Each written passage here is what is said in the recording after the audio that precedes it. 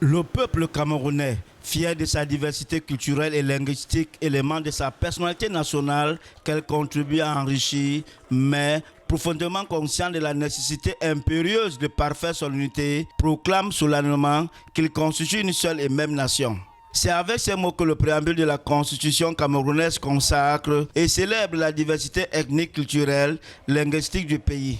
Une mosaïque culturelle qui, de l'avis de certains experts, participe au renforcement de la cohésion sociale, du vivre ensemble, de la compréhension et de l'inclusion chère au peuple camerounais.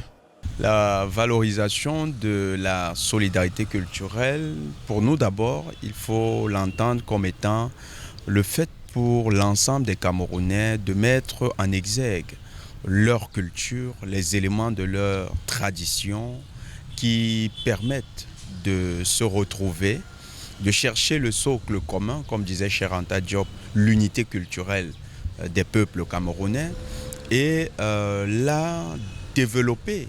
Afrique en miniature, le Cameroun, un pays qui affiche plus de 250 ethnies, a consacré le français et l'anglais comme langue nationale, une expérience unique en Afrique. Un foisonnement culturel et linguistique qui a contribué à la création du camfranc anglais, un parler composite, né au lendemain de la réunification en 1972 des deux parties anglophones et francophones du Cameroun.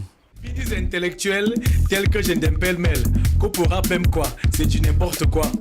Mais Kamfanglais nous qui les point plus que jamais. Il se caractérise par un mélange d'anglais, de français, de pidgin, des langues locales et constitue un gage de cohésion sociale dans un pays où cohabitent au quotidien plus de 200 langues.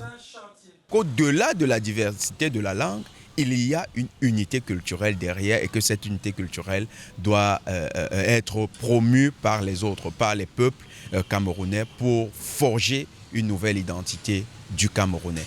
Dans sa quête de paix, d'unité et de cohésion sociale, le président Paul Biya a créé en 2017 la Commission nationale pour la promotion du bilinguisme et du multiculturalisme. L'introduction de l'apprentissage des langues locales au programme scolaire contribue également au renforcement de l'identité camerounaise et de la cohésion sociale. Certains festivals culturels sont devenus l'expression du vivre ensemble et de l'unité du peuple camerounais. On peut citer notamment le Ngondo et le festival Mborléa dans leur Sawa, le Ngon dans le Grassfield, le festival annuel des Nyem Nyem et les Fantasia dans l'air soudano-sahélien et le festival Mved Oyeng de l'air Fang Beti Boulou.